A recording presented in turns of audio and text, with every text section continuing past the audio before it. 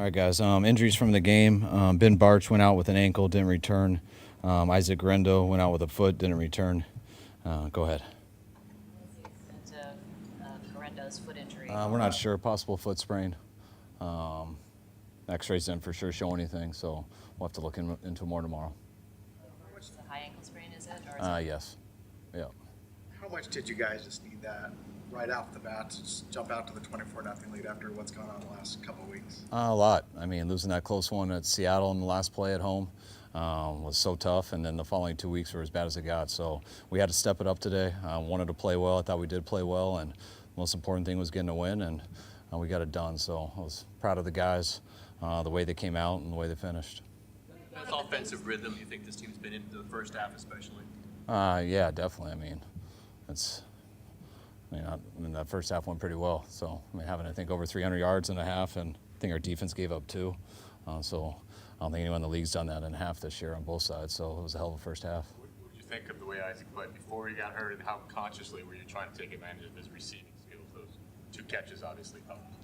Yeah, Brock got to a check down on that first third down. He was waiting on Kittle to get across the middle, and that's who I was watching. And then he went underneath to Isaac, and they just dropped him. So that was a huge play. But I thought Isaac looked real good today. Ran hard, affected the game in the pass game, and hopefully we get some good news on his injury.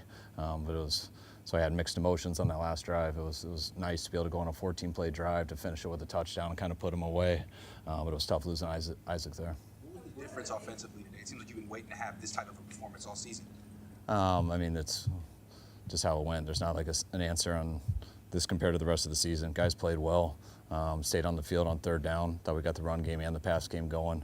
I thought the defense kept getting us the ball back every second in the first half, so it was easy to stick with it, and momentum's contagious, not just on the offense, but all 3 phases.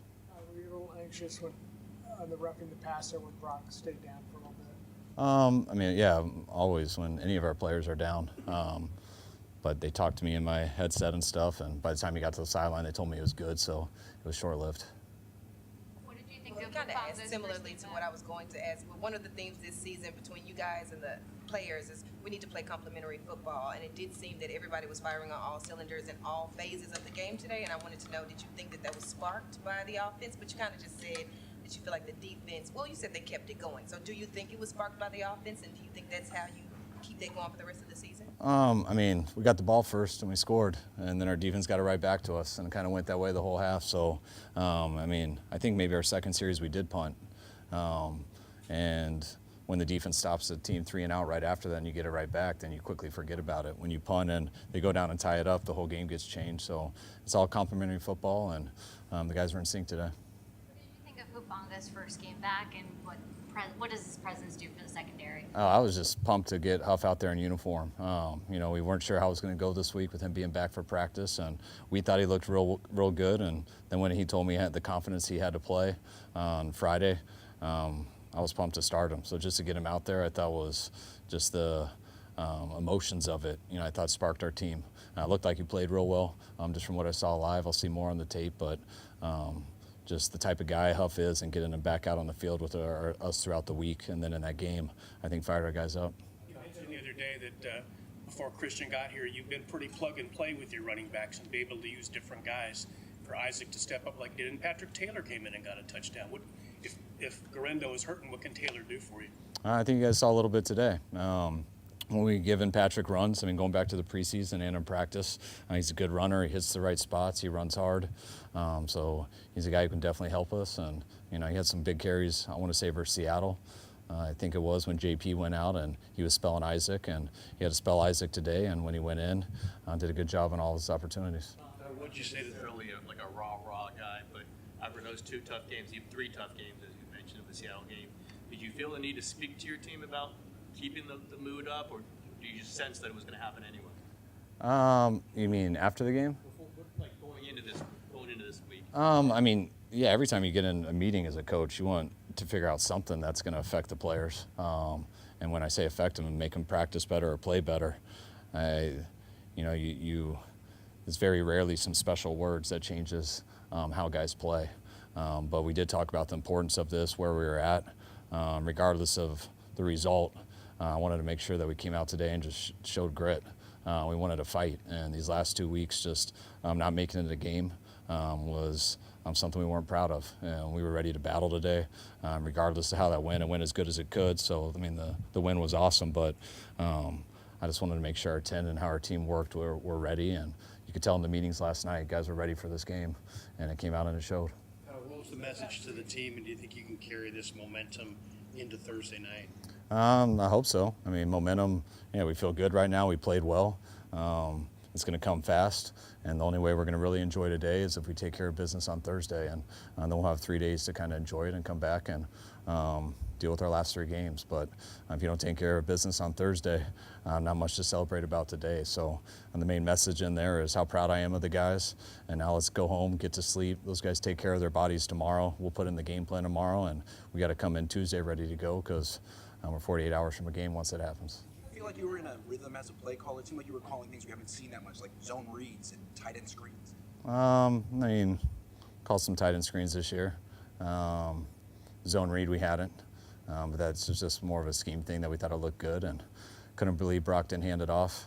But once he pulled it, I think that was a good decision too. Just we had to overcome that holding call, which we didn't and score, but I thought we did in the second half. That's great. You said you wanted the guys to come out and play with some grit. When you think about the fact that Malik Mustafa took a hard hit, looked like he was a little rattled, came to the sideline, went back in, and he was the guy that broke up that play with Ozunde, or I think that's how you say his name. When he broke that up, if he wasn't there, that could have been a touchdown, obviously. But then also the grip behind Brock Purdy, taking a hard hit, coming right back a snap later. Can you just speak to the resilience of those two guys? Yeah, I mean, grit's is such a roundabout saying, but we got gritty dudes all over our team. We got as tough as guys as there is. I just wanted our team. We haven't been able to battle and finish a game when things have gone bad there, and that's what I wanted to make sure, just the whole team, that we're going to play with grit and show that. Not necessarily as individuals. I know we got gritty dudes all over, but when you have your backs against the wall like we have had, that's when it's your opportunities to show that your team can still play with some grit. Your team can have some resilience, and when we've been in those situations this year where we needed to, we haven't. I think we've done it a lot in the past, so we know how it looks and we know what it feels like. But the opportunities that we've had this year, we haven't got that done. And I just wanted to remind them that this year's not over, and today was an opportunity to show that, and that's not something you can do as an individual. We got gritty dudes, but as a team, that's collectively, and everyone's got to be kind of, say psychology is contagious, and you try to think like one and play like one, and I felt that today from our team. Last week, there's been some rumors over the interwebs that you could be traded to Chicago, and John called them comical. Do you have a word to describe those rumors? I don't know why they come out, but I don't want to be any place in the world more than here, and my family feels just as strong, if not a lot stronger. So, I hope you guys are gonna have to kick me out of here. So there's no way I'm making that decision. Without McCaffrey, Bosa, and Trent, that's 3 captains. Do you see other leaders, kind of younger players emerging as somewhat as leaders? Yeah, I think we've been needing that all year. When you want to be a leader, it starts with what you do on the field. It's got to be genuine, and when you have a certain way of playing on the field and you're out there and you do things, guys will start to look to those guys as leaders, and then it's kind of how you carry yourself and what you do in those moments. And I think we've had a lot of guys on this team, going back to even week 1 till now, that weren't, that didn't expect to get a lot of opportunities, maybe when we drafted them or back in training camp, and they've gotten opportunities fast. And that's, I think, one of the positives, that there's a lot of guys that we do believe in, that I do believe are getting better each week, and hopefully they're going to be good Niners here for a long time. How valuable is it to have a guy like Isaac with that kind of speed, but also enough size to run inside? I don't get how you can do one without the other. So if you could just draft track guys to run the speed plays and big guys to run the other plays, then that would be easy, but you can get hit wherever you go. So you better be able to run outside, inside. You better be able to lower your pads and take hits, and the faster you are, the better, as long as you can do all that other stuff. You run that screen pass to Kittle, the 33-yarder on the first drive before, and then just how well was he able to exploit the defense? It was good. We caught him in a zone dog, which helps because they were matching all the guys down the field, so there's only kind of one guy looking at him.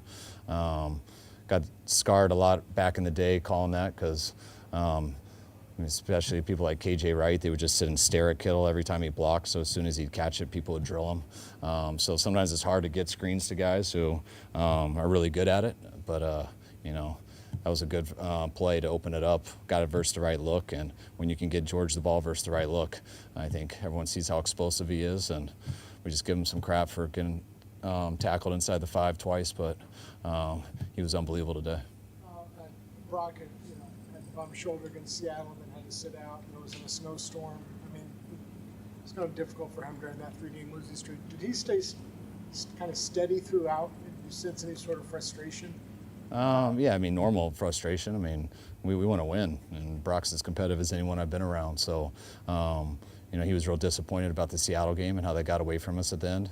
And then for him to come in Monday and feel the way he did was kind of a shock to him and to all of us. And it didn't respond very well that week. And so he wasn't able to come back versus Green Bay and get that taste out of his mouth. And when he did versus versus Buffalo, that wasn't a very fun game for obvious reasons. So he's been battling. He's been awesome in practice. He's been great in the meetings. And I was real happy for today because it seemed like he played his ass off and he was decisive in everything he did. And he's always a competitor. On that second challenge, were they already in the replay review, or did you throw the flag to try to get them to do the replay? How did that all work? Which one? You threw the challenge flag on the second time. The low catch or the fumble? The fumble? No, once they said it was an incompletion, then we saw on the scoreboard that he threw it backwards. So then I just threw it and said it was a fumble, and I think they overturned it anyways after I did that. So got my challenge back. After a couple of cross-country road trips in inclement weather, how much did you feel the home field advantage today? I mean, we always feel a home field advantage. It's so nice to not have to use a silent count and to be able to use our cadence and tee off on the ball and everything. You know, we don't mind going on the road. We've been able to play in loud environments. We've been able to play in cold weather. Doesn't mean we prefer it, but we always love being at home and can't wait to be here in 4 days. All right, thanks, guys.